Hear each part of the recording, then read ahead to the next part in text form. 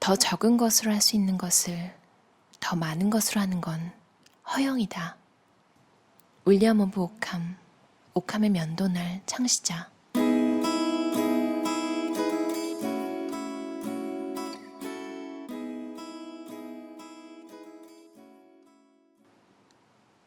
인간은 쌓아가는 게 아니라 없애나가야 한다. 날마다 늘어가는 게 아니라 날마다 줄어드는 것이다. 수련의 최고 단계는 항상 단순함으로 귀결되듯이 말이다. 이소룡. 중요하지 않은 일을 잘한다고 해서 그 일이 중요해지는 것은 아니다. 많은 시간이 들어가는 일이라고 해서 그 일이 중요한 것은 아니다. 지금 이 순간부터 이 말을 기억하라. 무엇을 하느냐가 어떻게 하느냐보다 훨씬 더 중요하다. 여전히 효율성도 중요하다. 하지만 적절한 일에 적용되지 않으면 소용이 없다. 더 많은 시간을 놀릴 수 있는 비결은 일을 덜하는 것이고, 그렇게 하기 위해서는 활용해야 할 두 가지 방법이 있다. 첫째가 짧게 해야 할 일 목록을 작성하는 것이고, 둘째가 하지 말아야 할 목록을 작성하는 것이다. 심장발작으로 당신이 하루 2시간밖에 일할 수 없게 된다면 어떻게 하겠는가? 5시간도 아니고 4시간도 아니고 3시간도 아니다. 딱 2시간이다. 만약 누가 당신 머리에 총을 겨누고 시간을 많이 잡아먹는 여러 일 중에 80%를 그만두려고 한다면 무슨 일을 택하겠는가? 단순해지려면 무자비할 필요가 있다. 내가 생산적인 것처럼 느끼기 위해 시간 때우기로 주로 이용하는 3가지 일은 무엇인가? 이 일들은 주로 실패하거나 거절당할 가능성 때문에 거북하게 느껴지는 더 중요한 일들을 미루기 위해 하게 된다. 자신에게 솔직해지자. 우리 모두 가끔 이렇게 하지 않는가? 당신이 중요한 일을 미루기 위해 일부러 하는 일은 무엇인가? 우선순위를 분명히 하지 않고는 일하러 가지도 책상 앞에 앉지도 마라. 현명할수록 무시하고 넘어간다. 정보가 무엇을 소비하는지는 분명하다. 정보는 받아들이는 사람의 관심을 소비한다. 따라서 정보가 넘쳐나면 관심이 부족해지므로 관심을 소비하려는 지나치게 많은 정보들에 대해 효율적인 배분이 필요해진다. 나는 뉴스를 전혀 보지 않는다. 무지는 행복이기도 하고 게다가 실리적이다. 관련 없거나 중요하지 않거나 실행에 옮길 수 없는 모든 정보와 장애물들을 무시하는 법을 터득하는 건 꼭 필요하다. 가장 좋은 건 이 3가지 경우 모두를 무시하는 것이다. 이를 위한 첫 단계는 정보를 다이어트하는 법을 개발하여 지속적으로 실행하는 것이다.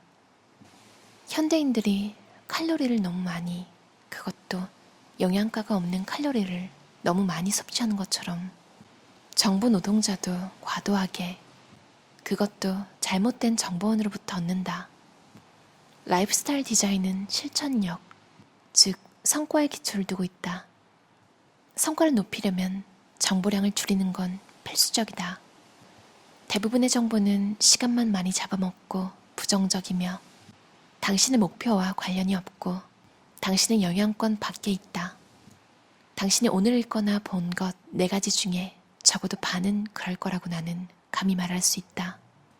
다시 한번 말하건대 적을수록 많다. 당신이 정보를 끊는다고 해서 세상이 끝나기는커녕 딸꾹질 한 번 안 할 것이다. 나는 딱 1분 동안만 인터넷을 하고 싶어 라는 것은 나는 딱 아이스크림 반 숟갈만 먹을 거야 라는 것만큼이나 현실적이지 않다. 다짜고짜 딱 끊어버려야 한다. 나는 이 정보를 지금 당장 중요한 일에 확실히 쓸 건가? 라고 스스로에게 묻는 습관을 들이도록 하라. 어떤 일에 이 정보를 사용하는 것만으로는 충분하지 않다. 당장 일어날 일이어야 하며 중요한 일이라야만 한다.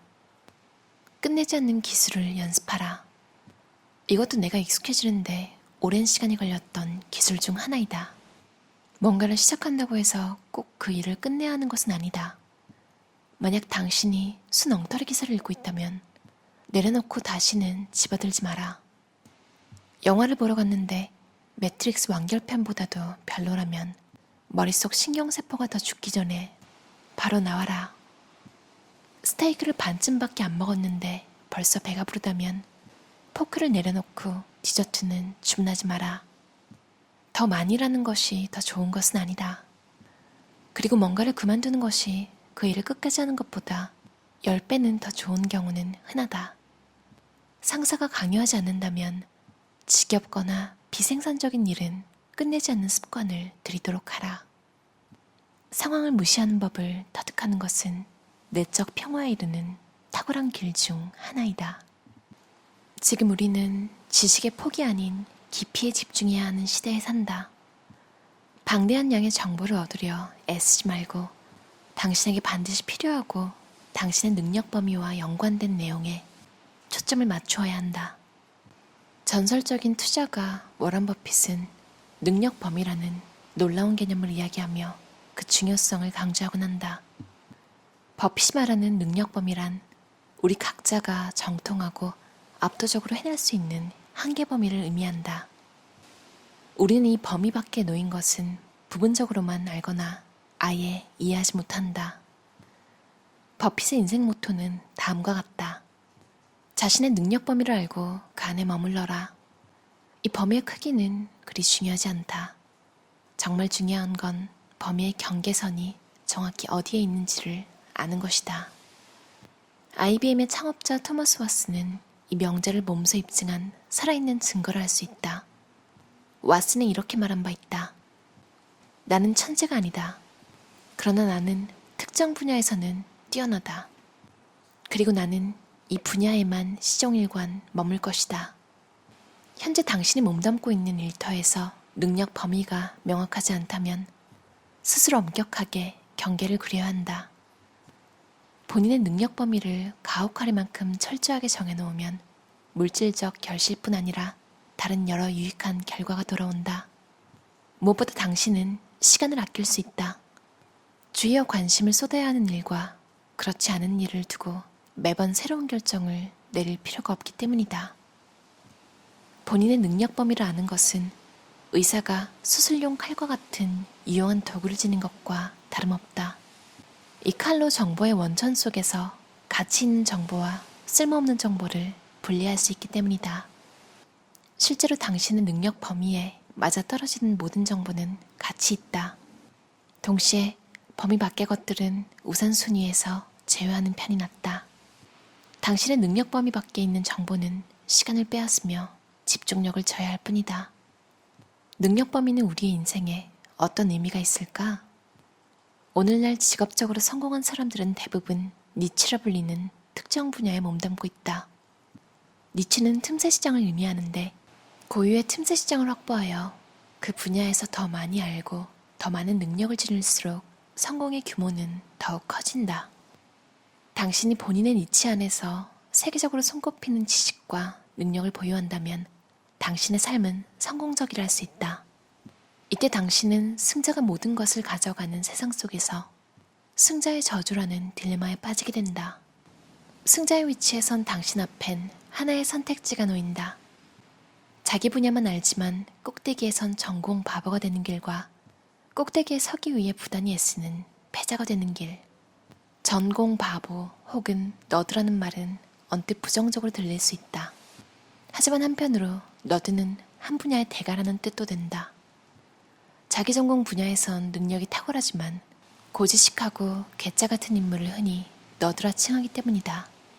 너드라는 말 대신 대가 혹은 장인이라고 하면 왠지 더욱 매력적으로 들린다.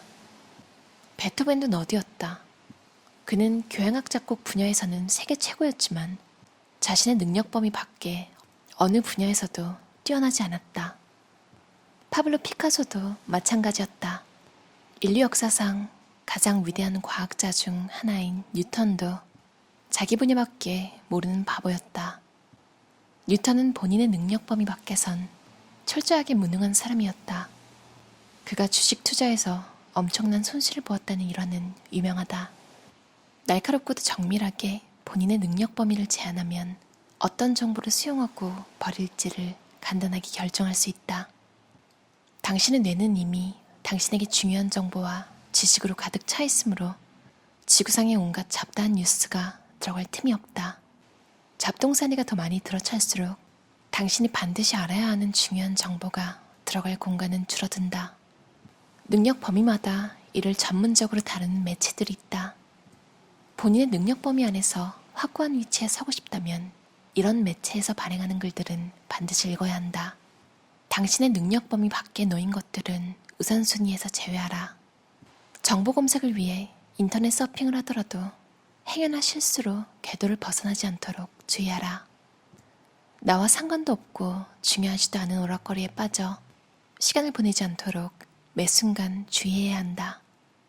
이제 당신의 손엔 날카로운 수술칼이 들려있다. 이 칼로 쓸모없는 것들 사이에서 당신에게 중요한 정보만을 도려낼 수 있다. 당신의 능력 범위 안에 머물며 흔들림 없이 확고한 삶을 꾸려가고 싶다면 이것 하나만은 마음속에 새겨야 한다. 매체를 통해 보고 듣고 읽는 것들의 99%는 당신의 인생과 무관하다. 그러므로 그 99%를 잘라내야 한다. 당신의 능력 범위를 확실하게 정하자. 폭을 넓히는 대신에 깊이에 집중하자. 당신의 능력 범위에 해당하는 모든 정보와 지식들은 읽되 범위 밖에 있는 모든 것은 무관심하게 내버려 두자. 10대, 20대 때는 좋아 보이면 다 하고 싶잖아요. 근데 점점 나이를 먹을수록 시간이 유한하다는 생각을 하게 되면서, 그리고 남들이 했을 때 멋있어 보이는 것들이 일단 시작을 해보면 생각보다 시간이 많이 든다는 걸 깨닫잖아요. 그분들이 하루아침에 한 건 아니니까요. 이제 그런 생각들이 들면서 나이가 조금씩 먹고 30대 정도부터는 관심사를 줄여나가기 시작하는 것 같아요. 지금 또 탤런트 코드라는 책을 읽고 있는데요. 여기서도 사실 한 분야에서 성공하는 방법은 실수를 계속해서 그 실수한 부분을 고쳐나가는, 그리고 그 과정을 계속 반복하는, 결과적으로 시간이 필요하거든요. 여러분도 좀 그런 거 느끼셨나요? 어느 순간에 보면 사실 우리가 어릴 때, 10대 때 시간을 많이 보냈던 일들을 어떻게든 다시 시작하게 되는 경우가 있는 것 같아요. 왜냐면 그건 새로 시작할 필요가 없잖아요. 이미 베이스가 있고, 뭐 어떤 분야는 나쁜 습관을 고치는 게 더 어렵다고는 하지만, 뭐 세계적인 프로 선수가 될 게 아닌 이상 일단 시작하기 더 쉽고 나한테 편하고 익숙한 것들을 한다는 건 굉장한 위안을 주는 것 같아요. 탤런트 코드라는 책에 나오는 문장도 한번 읽어볼게요. 현재 능력보다 살짝 위에 있는 목표를 선택하고 정확히 목적에 맞는 노력을 기울이는 것이 요령이다. 무턱대고 하는 헛수고는 도움이 되지 않는다. 목표에 도달하려고 애쓰는 것이 중요하다. 근데 이렇게 집중을 하려면 쓸데없는 것에 시간을 뺏기거나 시선을 뺏기거나, 그러면 깊이 빠져서 그 실수를 반복하고 개선해 나가는 작업이 좀 힘들겠죠. 시간이 더 걸리는 거는 말할 것도 없고요. 여러분은 관심사가 어떻게 되시나요? 그것들을 위해서 많은 시간을 잘 분배해서 보내시는지 궁금해요. 저 같은 경우는 너무 많으면 안 되더라고요. 그래서 자기계발서를 읽으면서 조금씩 팁이 있으면 다 실행을 하는 편이에요. 그래서 도움이 됐던 게, 바탕화면의 폴더는 10개 미만으로, 그러니까 이미지나 뭐 이것저것 나눠서 10가지 이상으로는 절대 늘리지 않아요, 폴더 자체를. 그리고 인터넷 탭 4개 미만으로 유지하기. 그리고 제가 지금 크게 관심 가지고 있는 건 4가지 분야인데요. 진짜 줄여서 한 거라서 대신 그 이상은 신경을 끄려고 굉장히 노력하고 있어요. 엮을 수 있는 건 엮고 관심사와 연관이 되지 않는 건 지금 하고 있는 것들이 어느 정도 레벨까지 올라가지 않는 이상 그 외의 것들에는 관심을 주지 않으려고 해요. 어느 정도 레벨에 올라가기 전까지는요. 자기계발 서적들을 많이 보면 볼수록 진리는 정말 단순한 것 같아요. 보면 다들 그래요. 시간을 많이 들였고요. 근데 그 집중의 밀도가 굉장히 높아요. 탁월한 작가라고 평가를 받는 브론테 자매도 15개월 주기로 평균 80쪽에 달하는 작은 책을 22권씩 썼다. 그러니까 한 권에 20일 정도씩 걸려서요. 책 쓰기가 이 자매한테는 약간 게임 같은 거였던 거예요. 굉장히 즐기면서 그런 게임에 임했고 그런 것들이 수백 편이 쌓여서 명작을 쓰는 기초가 됐던 거죠. 그러니까 굉장히 오랫동안 심층적으로 연습을 해온 셈이라고 해요. 이런 걸 읽고 나면 버리기가 더 쉬운 것 같아요.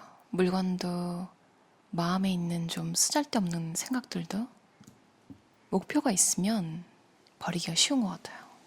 여러분도 집중하고 싶은 일이 있으면 그것과 상관없는 것들은 정리하는 시간 지금 가져보는 건 어떨까요?